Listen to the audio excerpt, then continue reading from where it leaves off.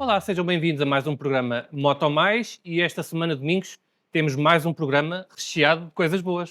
Pois é, Neto, começamos a toda a velocidade com o teste do nosso colega Pedro Alpiarça à nova Triumph Speed Triple 1200 RX e depois vamos dar uma espreitadela a um capacete desportivo da gama Shark, o Spartan. Certamente que todos vocês brincaram ao jogo do sério quando eram miúdos. A cara fechada, semblante carregado, definiu a minha abordagem a este teste. Sobretudo porque esta Speed Triple anunciava uma postura bastante mais agressiva que o normal.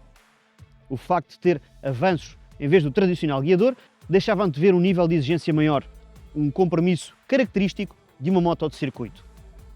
Na impossibilidade de fazer acontecer essa experiência, explico-vos o porquê mais adiante, a estrada aberta será o cenário possível para a conhecer melhor. Não só vamos tentar perceber se ela me conseguiu sacar um sorriso, como, efetivamente, vamos testar o seu sentido de humor. Olá, bem-vindos. Eu sou o Pedro Alpiarça e este é o teste à edição limitada da Triumph Speed Triple 1200 RX.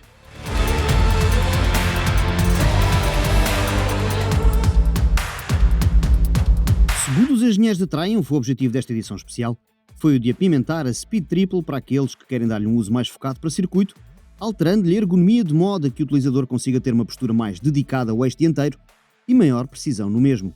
A ausência de qualquer tipo de carnagem, apenas o pequeno defletor com as letras RX em destaque, é propositada num registro de respeito purista pela máquina em questão. Há aqui dedicação ao conceito de naked desportiva e muita vontade de honrar o legado da Speed Triple. A atenção que foi dada à mesa de direção é exemplificativo disso mesmo. A pintura é típica do departamento de competição da casa de Hinckley e com tanta fluorescência a contrastar com o preto e com os apontamentos em carbono, é impossível passar despercebida. A silhueta também permanece inconfundível, em que o duplo farol dianteiro, o quadro tubular e o monobraço traseiro criam uma assinatura visual muito particular. Gosto bastante. O motor permanece inalterado em relação à última versão da RS, onde apenas foi trabalhada a distribuição de massas na cambota para debelar vibrações e afinado o conjunto de admissão-escape para manter os padrões na norma Euro 5 Plus. Continuamos a contar com os expansivos 180,5 cavalos e um binário digno de nota, ou não estivéssemos a falar de um tricilíndrico. Toda a sua desenvoltura ocorre de modo quase instantâneo, num crescendo que não se importa com a rotação onde lhe é pedido o esforço. Este motor quase parece não ter inércia interna, tal não é a sua espontaneidade. Tem uma entrega que se pode classificar como avassaladora, isto não querendo exagerar nos adjetivos. Raramente nos debruçamos sobre uma das características que mais apela aos sentidos em cima de uma moto, o seu som. Esta RX, muito graças à bonita ponteira Krapovic, é dotada de uma nota de escape absolutamente sublime. Rouca, áspera e envolvente sem nunca se tornar estridente, a maneira como nos espevita a adrenalina só pode ser considerada uma sinfonia mecânica. Uma voz tão especial como só um poderoso tricilíndrico consegue criar. No capítulo ciclístico, as Öhlins semiativas conseguem fazer cerca de 100 cálculos por segundo, antecipando as intenções do condutor, tomando em conta a posição do acelerador e as movimentações lidas pela IMU de 6 eixos. Bruxaria ao mais alto nível. Sempre tive dificuldade em adaptar-me aos padrões definidos pelas suspensões eletrónicas, devido ao meu baixo peso, mas aqui consigo definir este parâmetro e deixar que o sistema adapte os níveis de compressão e extensão necessários para fazer magia. Conheço boas suspensões analógicas com bons compromissos entre desportividade e conforto, mas aqui estamos noutro nível. Infalíveis sobre qualquer contexto, parecem ter olhos sobre o asfalto e capacidade de ler a nossa mente. Existe também a possibilidade de lhe explicarmos que queremos mais apoio na travagem ou em aceleração, e elas cumprem. Em conjunto com o amortecedor de direção eletrónico, a exigência da sua atuação está acima de qualquer suspeita. E ainda não comecei a falar da travagem. O sistema da Brembo já tinha sido testado por mim na primeira versão da RS, e a estupefação criada permanece. Não é pela potência, capaz de fazer parar um comboio, e não é pela mordacidade, em que este pequeno dedo indicador consegue fazer afundar o eixo dianteiro. Não é só isto tudo, é a sua modularidade, a sua capacidade de fazer valer cada milímetro de pressão na manete e a forma como nos dá controle de tão importante função. Querem mais um adjetivo? Sublime. Pois temos uma suíte eletrónica de luxo, possibilidade de navegação turn by turn, mapas de condução parametrizáveis, ajudas associadas a uma IMU de 6 eixos, quick shifter, cruise control e um anti-wheelie que parece ter sido inventado pelo George Lucas. Lembram-se do conceito da força?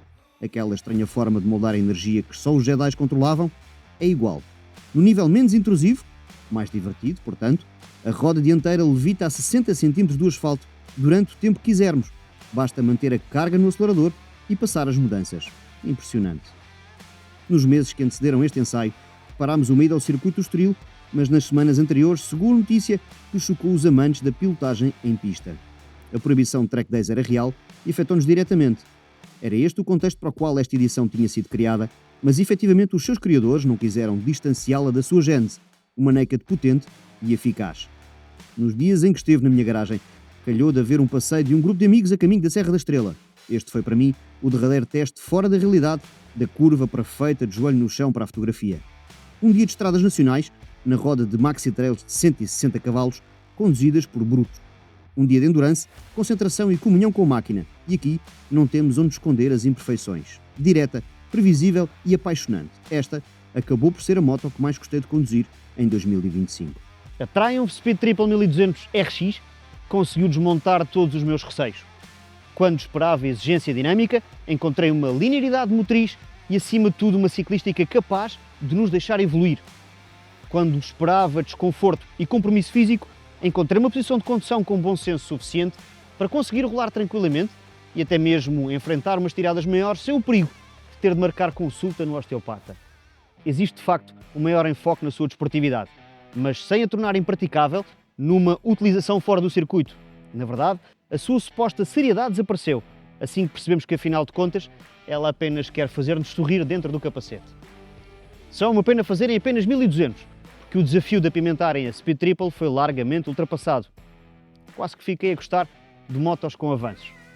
Até à próxima. Olá e sejam bem-vindos. Hoje vamos falar do Shark Spartan GT Pro.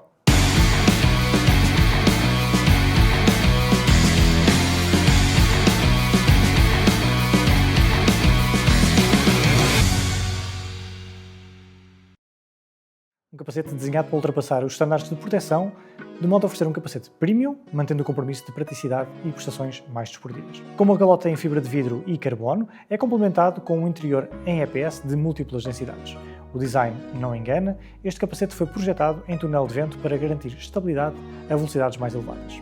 E como o nome indica, GT pretende também ser bem sonorizado para aquelas viagens mais longas. O peso deste capacete é de 1585 gramas, neste tamanho em M. A ventilação otimizada é fruto de múltiplas entradas de ar, uma no queixo, que direciona o vento para desenlaçar a viseira, e uma de grandes dimensões na parte superior.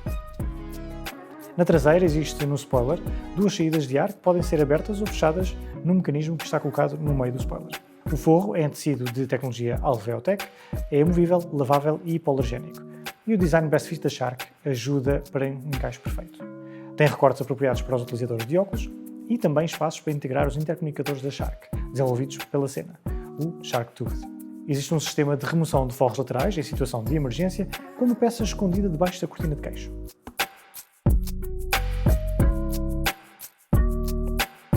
Dentro da caixa vem também um extensor desta cortina de queixo, de modo a vedar o capacete em volta do pescoço para melhorar ainda mais a insonorização. Como seria de esperar de um capacete Sport Touring, conta com uma viseira interior escura onde o acionamento é feito na parte superior do capacete.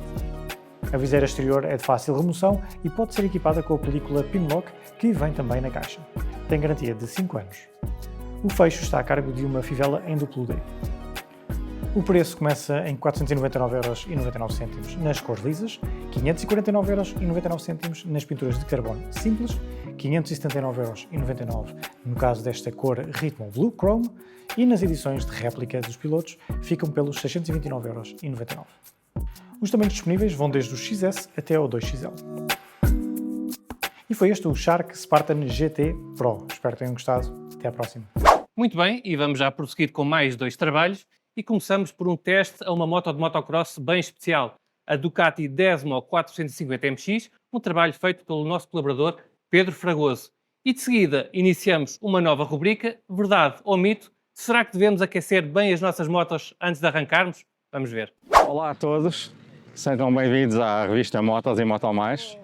Estamos aqui na apresentação da Ducati 450 Desmo, a grande novidade da Ducati no mundo do off-road. Fiquem connosco para saber mais.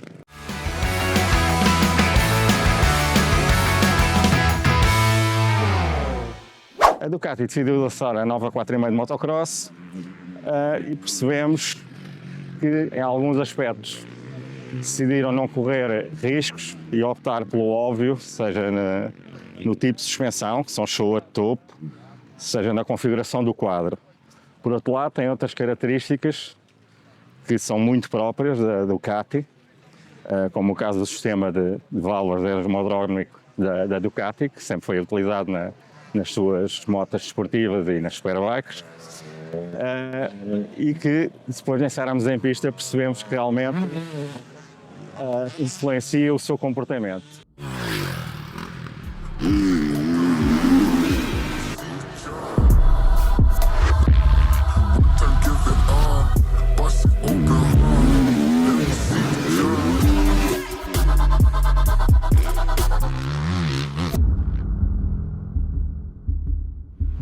Dizer então que gostámos muito do comportamento da moto, sendo uma 4,5, o que nos impressionou mais foi a facilidade de condução, porque as 4,5 estão num patamar de potência, inclusive a Ducati anunciou o número mais alto em relação à concorrência, são cerca de 63 cavalos.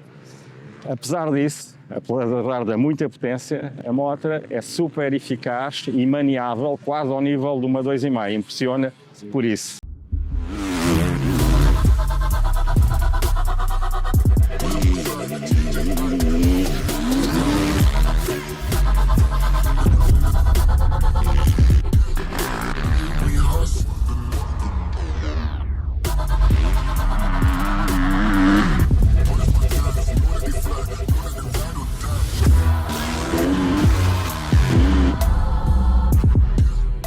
Diria que isso tem a ver com o excelente trabalho que fizeram em termos de geometria e ao mesmo tempo o comportamento do motor, que é extremamente linear, mas muito potente ao mesmo tempo. O tal sistema de válvulas permite-lhe depois ter um alongamento em termos de rotação que não é comum nas 4,5, sendo ao mesmo tempo extremamente amigável em termos de disponibilidade, o que acaba de nos facilitar a condução e ter influência nessa dita maniabilidade, seja na entrada de curva, seja depois na fase de aceleração. Dito isto, é uma Ducati, por isso seria de esperar que eles nivelassem pelo topo. Se o fizeram, e muito bem, para uma primeira incursão no mundo do motocross. Parabéns à Ducati, portanto, por isso. A Ducati já está disponível nas concessionárias a um preço de cerca de 13.000 euros, que é um pouco acima da concorrência, mas, a meu ver, não é nada descabido, porque, lá está, é uma marca de topo e é uma moto de topo com todos os componentes que usa, por isso, perfeitamente justificável. E foi assim a review da Ducati 4,5 de motocross. Obrigado por nos acompanharem, até uma próxima.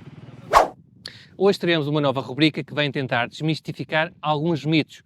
Por exemplo, devemos deixar a moto aquecer antes de arrancarmos ou isso é uma coisa do passado?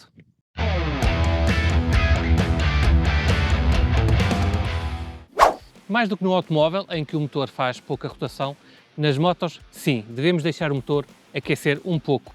Não é necessário muito tempo, cerca de 30 segundos a 1 minuto, especialmente nos dias mais frios, convém deixarmos o motor aquecer um pouco. De qualquer forma, é o tempo que leva a vestirmos o blusão, calçar as luvas e colocarmos o capacete na nossa cabeça. Notem que isto são valores médios, já que existem motos mais antigas ou a 2 tempos, ou então motos mais modernas com a norma Euro 5+, em que o aquecimento poderá variar um pouco. De qualquer forma, já sabem, é deixar sempre o motor aquecer um pouco. Depois, já em andamento, devemos acelerar de forma gradual para que as peças do motor aqueçam de forma uniforme. E não se esqueçam também que existem muitas partes da moto que necessitam também de algum aquecimento. Falamos de suspensões, travões, mas acima de tudo os pneus. Por isso tenham cuidado nos primeiros quilómetros, acima de tudo no inverno. Estejam atentos ao próximo Verdade ou Mito e conduzam sempre com segurança. E chegamos assim ao final de mais um episódio. Contamos com vocês para a semana. Até para a semana.